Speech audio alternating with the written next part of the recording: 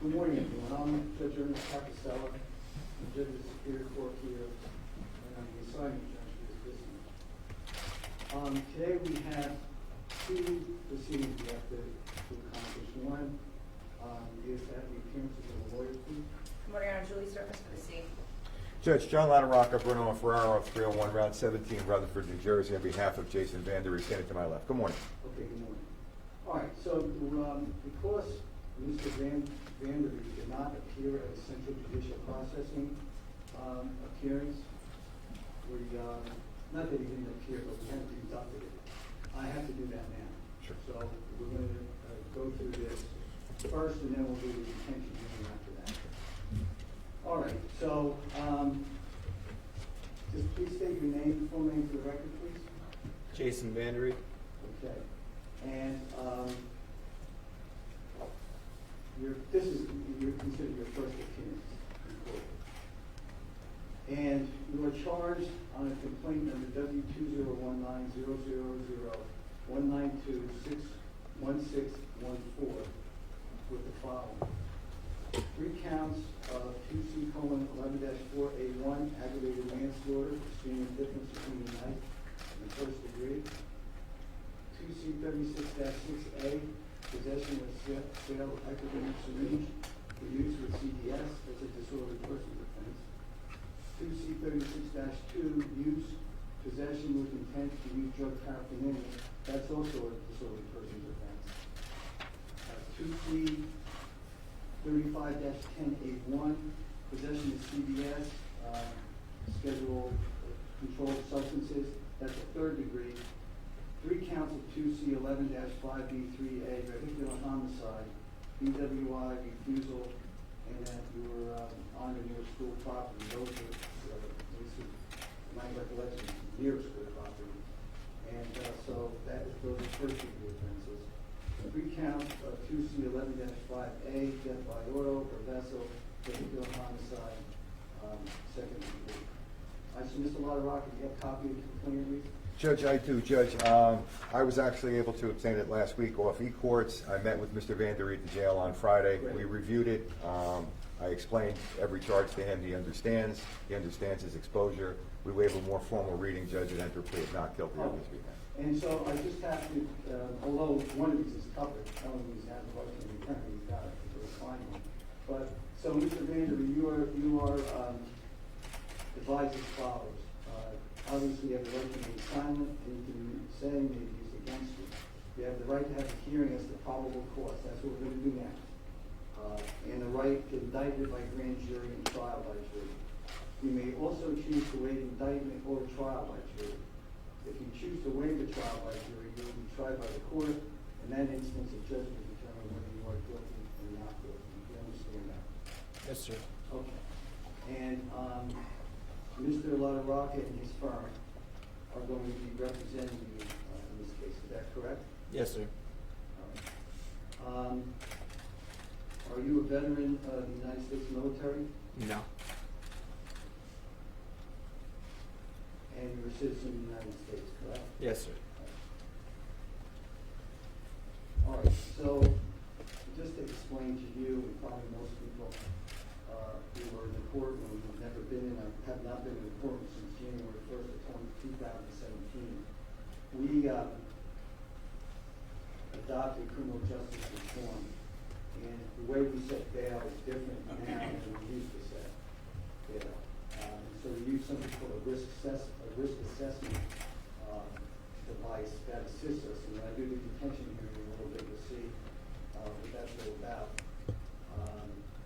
Now, your public safety assessment has what's called a failure to appear score of 1, that's the lowest. And an NCA score of 1, that's new criminal activity of 1. And there's no criminal activity flag. Now, those are your PSA scores. The recommended level of release, however, is no release recommended because the charges include manslaughter. But you have the right to pre-trial. If you have the right to pre-trial release, you cannot be detained unless the prosecutor files a motion for pre-trial detention and the Superior Court orders you to be detained. And the prosecutor has filed that motion.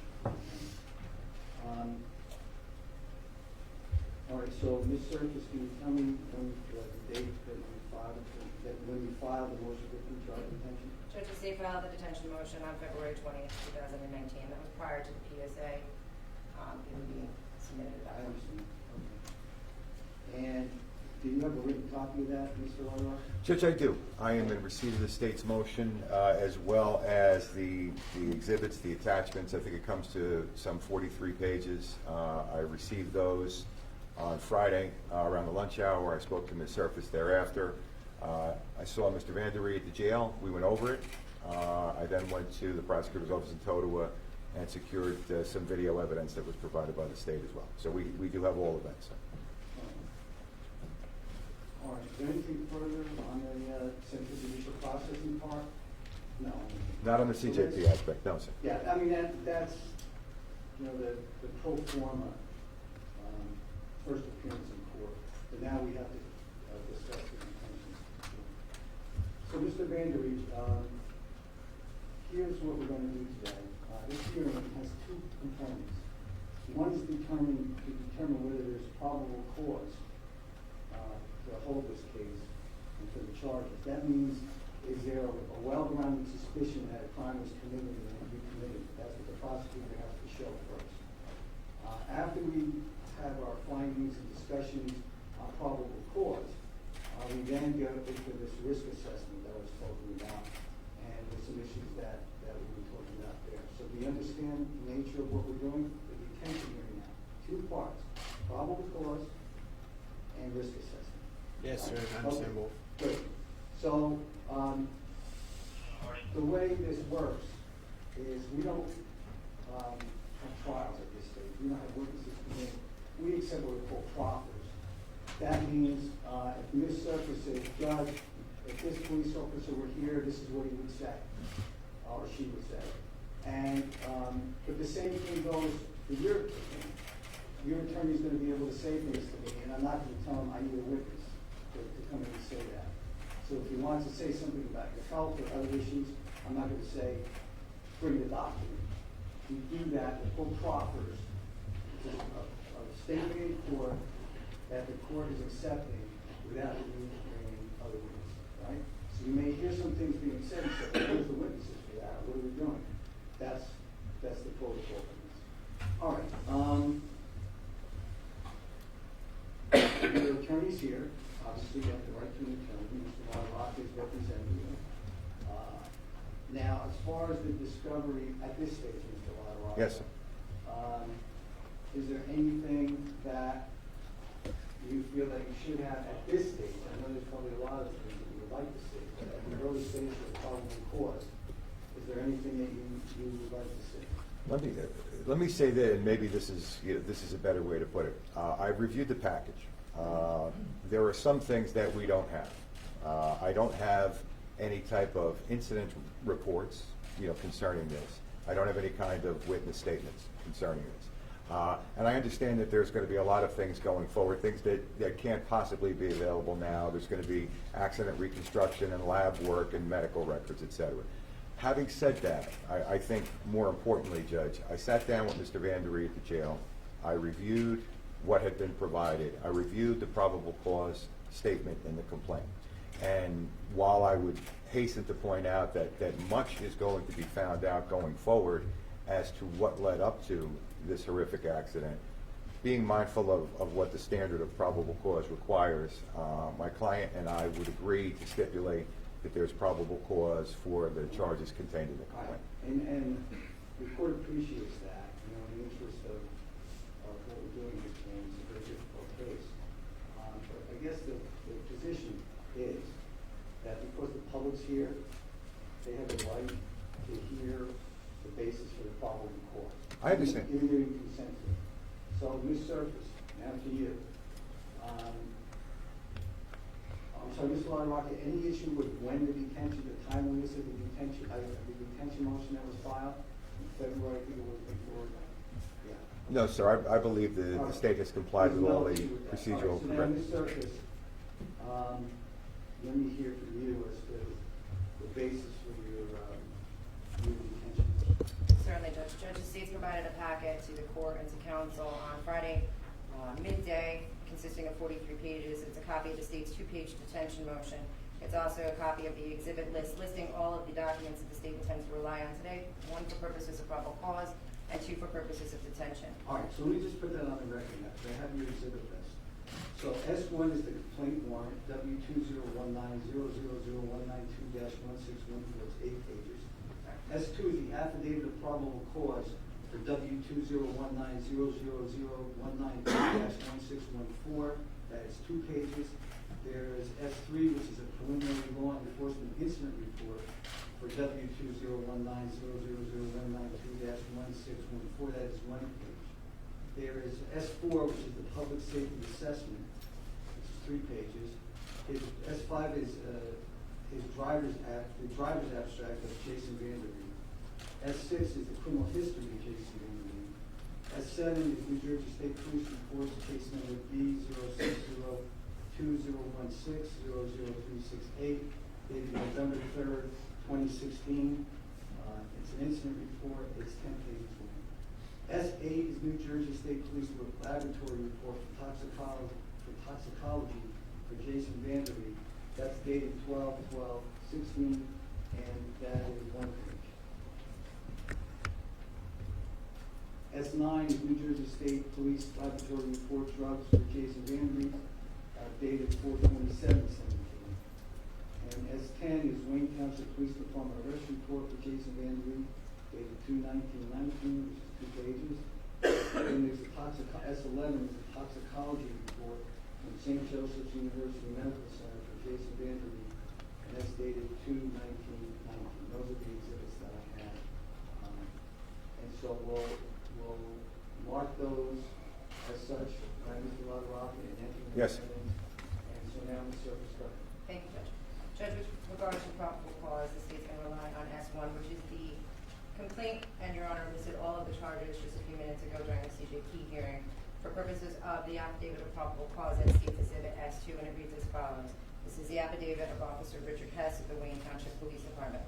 On Tuesday, February 19th, 2019, at 08:46 hours, vehicle New Jersey tag PPM as in mother 19U being operated by the defendant Jason Vanderee on Route 23 North, traveled off the roadway at a high rate of speed and onto the property of 1220 Route 23, Delta gas station. As it traveled onto the property, it went airborne and continued in a northeast direction, where it struck vehicle New Jersey tag J78FFW and traveled over the top of vehicle NJ tag H19DEX. It also struck Delta gas station employee Lovedeep Batra. Vehicle New Jersey tag PPM 19U then continued forward while airborne till it struck an air pump and a signpost at the north edge of the property and came to rest a short distance north of where it struck these fixed objects. The 3 occupants of vehicle New Jersey tags J78FFW were all transported to the hospital for evaluation for possible injuries, and the 2 occupants, John Warbeck and his son, minor, initials LW, of vehicle NJ tag H19DDX, sustained fatal injuries as a result of the collision. Lovedeep Batra sustained fatal injuries as a result of the collision as well. The defendant, Jason Vanderee, was exhibiting signs of being under the influence of opiates and was administered Narcan by responding paramedics. The defendant was transported to St. Joseph's Hospital in Patterson for minor injuries. While at the hospital, blood was drawn. The defendant was found in possession of empty glassine folds of suspected heroin and 9 full glassine bags of suspected heroin. The defendant was also in possession of a used hypodermic needle, which was found on the floorboard of the vehicle in plain view. It should be noted that the address of 1220 Route 23 is within 1,000 feet of the Ryerson Elementary School. It should be noted as part of this investigation, a driver history of the defendant was performed.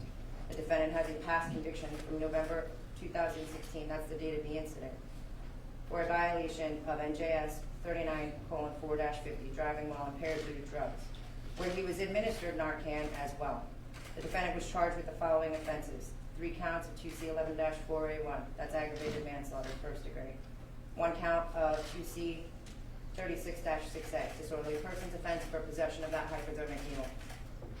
1 count of 2C36-2, possession of drug paraphernalia. 1 count of 2C35-10A1, that's addressing the suspected heroin found in his possession. 3 counts of 2C 11-5B3A, that is the death by auto within 1,000 feet of Ryerson Elementary School, and 3 counts of second degree, 2C 11-5A, second degree death by auto. Second page of the affidavit of probable cause. I'm aware of the facts above because I'm aware of the facts above as I observed the 3 victims who sustained fatal injuries as a result of the collision and was advised that they were all pronounced dead by the paramedics who responded to the scene. Again, this is Officer Hess. 3, if the victim was injured, provide the extent of injury. All 3 victims sustained fatal injuries as a result of the collision. Moving on to S3, the preliminary law enforcement incident report. The charge is based on observations and statements made by eyewitnesses. The offense incident was recorded using electronic surveillance camera from the Delta gas station. The defendant was a stranger to the victims. Physical evidence that was seized and recovered, suspected heroin, drug paraphernalia, also physical blood evidence. The defendant appeared to operate in a motor vehicle in a manner that endangered public safety. The defendant appeared to be under the influence of drugs or alcohol at the time of the offense. Complaining officer or agency has reason to believe that the defendant is drug dependent. The basis on that is an explanation of his prior arrest. A member of the public provided information to a 911 call center or dispatcher. Public received relevant information via radio and 911 call dispatcher. The case involves controlled dangerous substance and evidence that was recovered during a search warrant. The case involves search warrants. That's off the clear? That's off the clear, Judge. Okay, all right. And so, Mr. Lataraca, do you want to be heard with probable cause? Judge, I do not. Ms. Surface's reading is consistent with what I was provided. That is certainly what it says, and as I indicated, we're willing to stipulate the probable cause.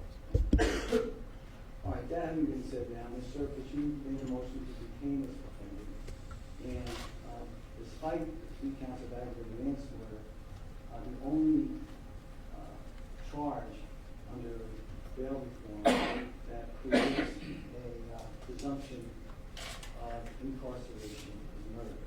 However, Ms. Surface, that's just a presumption. The presumption is that he would be released under the PSA. And then you can tell me why you feel that the court shouldn't follow that. Certainly, Judge. The state feels as though we have provided sufficient evidence. In addition, and apart from the prima facie evidence that this court's PSA recommendation, which is marked as S4, above and apart from that evidence, Judge, that shows by our burden of clear and convincing to overcome the presumption of release for this particular defendant, because there are no monetary and or any other conditions that this court could impose upon him to guarantee the safety of the community, to guarantee his appearance later on, and a guarantee that he does not obstruct the criminal justice system. I'll start with S4. As Your Honor has already put on the record, it indicates no release recommended. Again, I would submit that that is prima facie evidence that overcomes and meets that burden of clear and convincing evidence. It does show that he is a 1-1, as Your Honor put on the record already. He is 29 years old. He does have 1 prior arrest, which in the state submits supports, is the biggest support for its intended motion. S5 is a copy of the defendant's driver's abstract.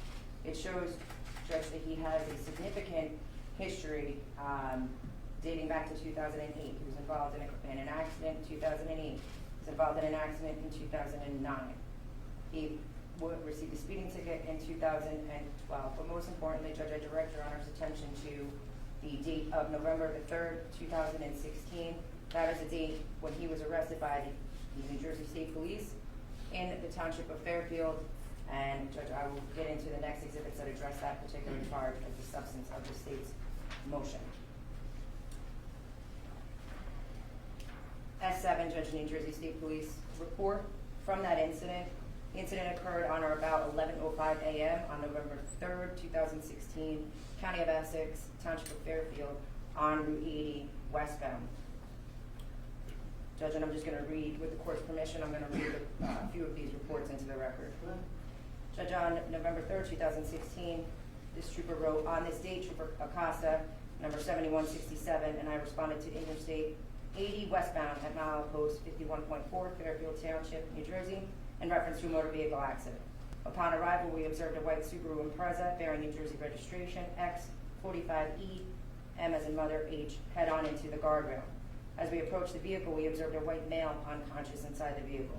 The white male's skin color appeared gray in color, and he wasn't moving inside the vehicle. Trooper Acosta and I began to verbally yell at him in an attempt to wake him up with negative results. While physically shaking him, I observed plain view suspected CDS heroin and a hypodermic syringe inside the vehicle, which was secured. I began to render aid, specifically by checking for a pulse over the radial artery and administering several sternum rubs in an attempt to get a pulse. I immediately concluded that the male was suffering from a heroin overdose and requested BLS and ALS to respond to the scene. I also contacted other troopers via radio if they could respond and assist with the state-issued Narcan device. For approximately 15 minutes after rendering aid, I was able to retrieve a faint pulse in his radial artery. At this time, Trooper Shamil, Trooper Kim, and Trooper Hidalgo arrived on scene to assist with the deployment of Narcan to reverse the heroin overdose in an attempt to save his life. The white male was administered 2 dosages of Narcan in both nostrils, which revealed positive results. He then became alert and conscious inside the vehicle.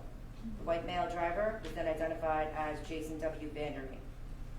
Fairfield Township FAS arrived on scene and was asked to exit the vehicle to be further evaluated. While Mr. Vanderee was being treated by FAS, inside the ambulance he was constructively placed under arrest for DWI. See related case report. He was also arrested for possession of CDS heroin, CDS paraphernalia, and a hypodermic syringe. Mr. Vanderee was transported to Fairfield Township by Fairfield Township First Aid Squad to St. Joe's Regional Medical Center for further evaluation. I updated dispatch and I was going to perform a PC search of the vehicle. Trooper Spitaleri, Trooper Acosta, and I conducted a PC search of the vehicle, revealing positive results. Inside the vehicle we located 2 bundles, 20 decks of suspected CDS heroin on the driver's side floorboard, which was secured.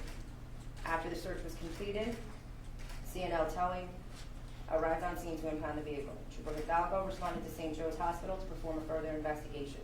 At the hospital, he gathered additional information referencing the DWI charge. See related case and number. After being treated and released by St. Joe's medical staff, Mr. Vanderee stopped at New Jersey State Police Totowa Station to be processed. He was escorted through the main entrance and brought inside the holding cell area. He was advised he was arrested and had to be searched to confirm nothing of evidentiary value was on his person. Search of his person revealed negative results. The suspected CDS heroin, CDS paraphernalia, and hypodermic syringe were properly logged into New Jersey State Police limbs and secured in the temporary evidence locker awaiting future transport to the laboratory. Mr. Vanderee was also fingerprinted and photographed. He was issued summons complaint 0704-S-2016-000350 and charged with possession of a controlled dangerous substance 235-10A1. He was also issued a summons complaint 0704-S-2016-000351 and charged with possession of CDS paraphernalia 2C36-2 and possession of a hypodermic syringe 2C36-6. Mr. Vanderee was ultimately ROR pending a mandatory court appearance on 11/17/16 at the Fairfield Township Municipal Court. His case is cleared by arrest pending court. Moving on to the next report, Judge. There's also a report written where observations are made as to his appearance at the time. I'd like to go to the substance of the crash report, which is at the end, and this is authored by Trooper Aravelli, and this is again 11/3/16, crash at about 11:05 a.m. Driver number 1 stated in effect, I was driving in the left lane and injected numerous bags of heroin. All of a sudden, I felt something was wrong, and I don't know what happened next.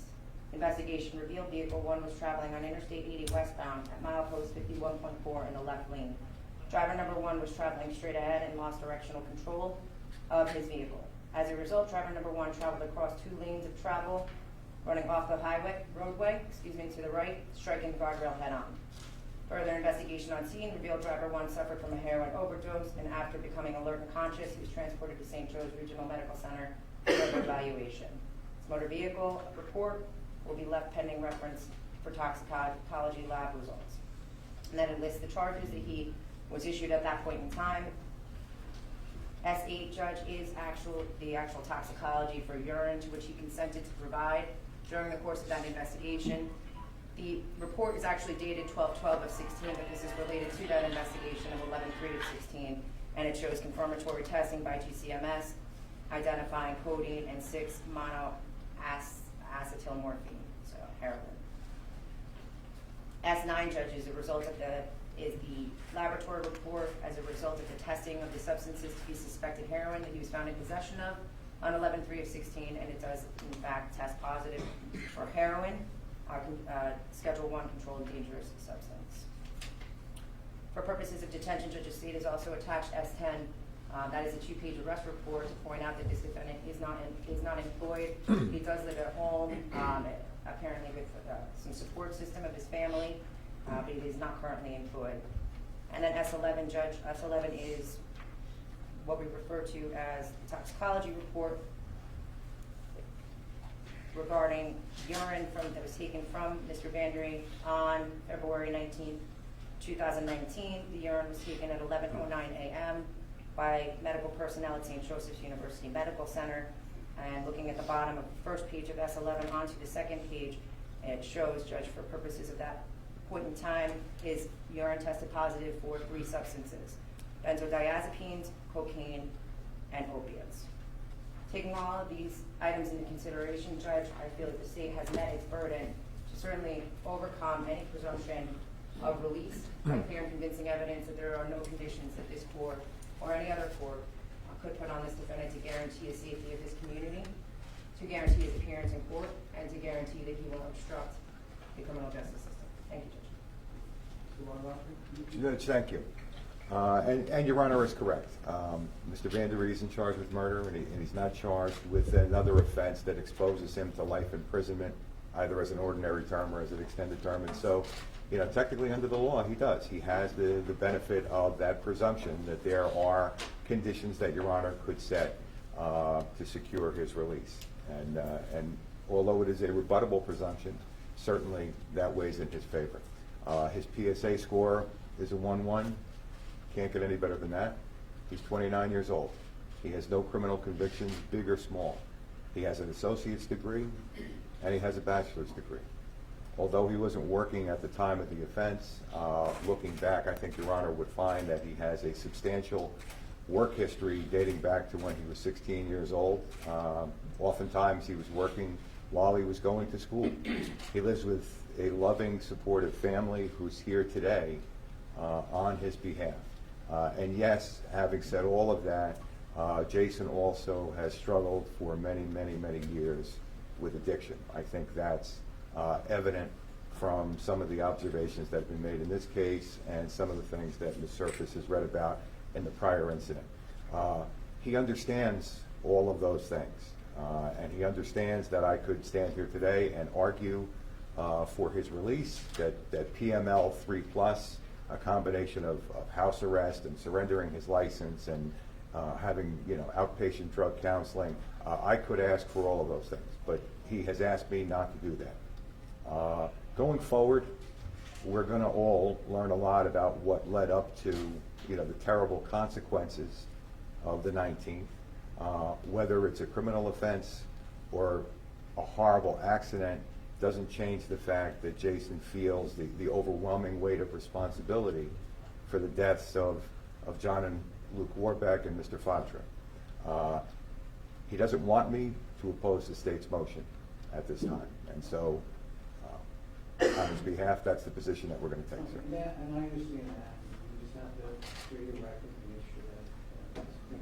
I think I know the answer to this, Mr. Loddock, but is your client want to say anything? No, sir. All right, so let me just address the PSA. It's the public safety assessment. This is it's called a risk assessment tool that has been developed over years and years and years to determine risk levels for defendants if they were to be released. And so we're concerned about a couple things. If we release somebody, is there a risk that they're going to fail to appear? Then we're concerned, is there a risk of commit new criminal activity or new criminal activity actually either regular criminal activity or violent criminal activity? And whether or not any new criminal activity is likely to be violent. So Mr. Vanderee's PSA is at the lowest. It runs from 1 to 6. So the risk scale for failure to appear is 1. It goes from 1 to 6, but he has a 1. So he has the lowest risk assessment. Then for new criminal activity, again, he's 1, which is the lowest given at 6 to 5. age at the time of arrest was 29, and is the current violent offense, is it the current violent offense? The answer is yes. Now, the reason that his score is 1-1 is because of prior records. He was on probation or monitoring when this occurred. He didn't have any pending charges at the time. He had no disorderly person offenses. He had no prior indictment convictions. He had no prior violent convictions. He had no prior failure to appear pre-trial in the past 2 years. And he had no prior failure to appear pre-trial older than 2 years. And he has not had a prior sentence of incarceration for 14 days or more. So when you look at the PSA, you can understand why the risk scale is so low for both of these. But when we developed this PSA, we understood that there would be cases, and there could be cases, where although the PSA score was very low, that there are other factors that come into play that would permit me to override the PSA. The PSA is no release recommended, but given the two low scores, I have to make a finding if I'm going to decide to keep him detained. And so, based on the exhibits that have been entered in the evidence and the matters placed on the record by the prosecutor and comments by defense counsel, the court finds that the prosecutor has met her burden to overcome the presumption of release. The court finds that there is no monetary bail or non-monetary bail conditions, or a combination thereof, which would reasonably assure the defendant's appearance, protect the safety and other persons of the community or prevent the defendant from obstructing or attempting to obstruct the criminal justice process. So in making this determination, I consider the following. The nature and circumstances of the offense. I mean, the word horrific doesn't give it justice, really. The weight of the evidence, the weight of the evidence that the prosecutor has placed into the record, at least at this point, is substantial.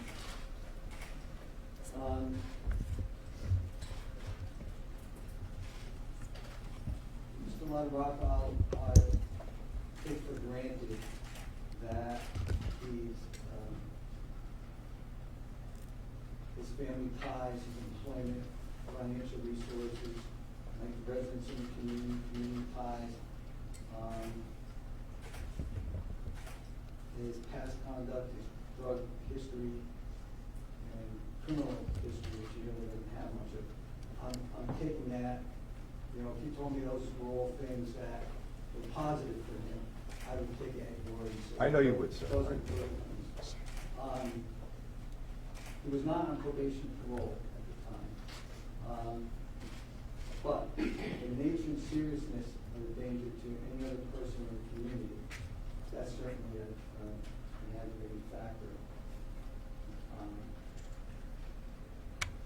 I don't know that he would be a risk to obstruct the criminal justice process, but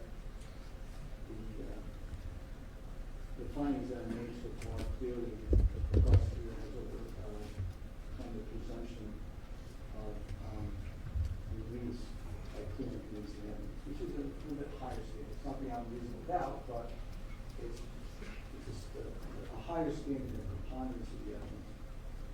So, the court finds that the state has established probable cause, and that probable cause that the eligible defendant committed the charge offense.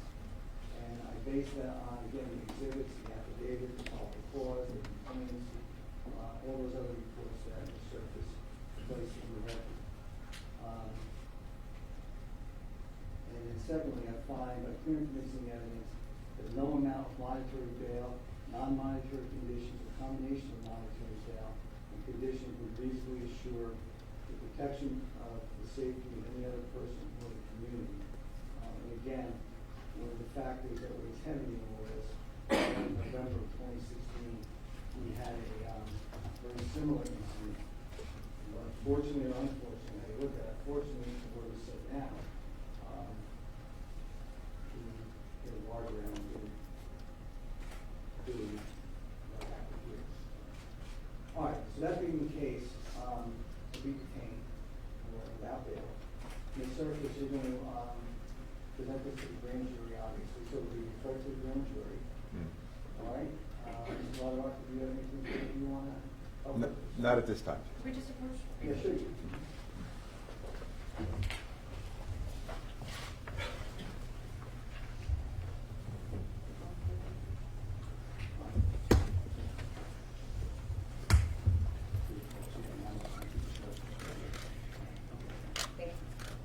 All right, so here's where we are with this, and I have to ask the cooperation of everybody in the court. The sheriff's officers will instruct you on how we proceed from here.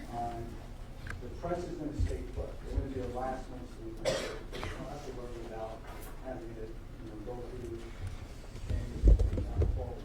You'll be escorted out of my courtroom, and essentially, those of you who desire to leave the building will be escorted by the sheriff's officer in that regard, right? So I think, we have a protocol now. Yes, sir. Okay, you want to do this, right? First, are we done, judges? Folks, you step outside. Folks, you have a seat.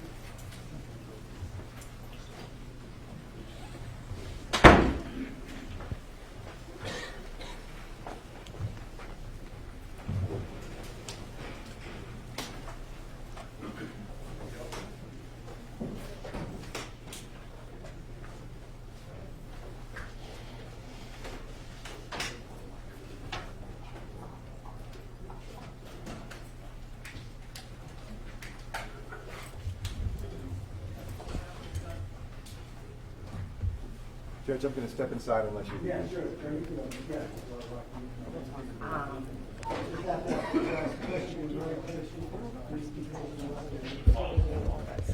On an email, so just so you know, they're like, what am I doing? You're doing it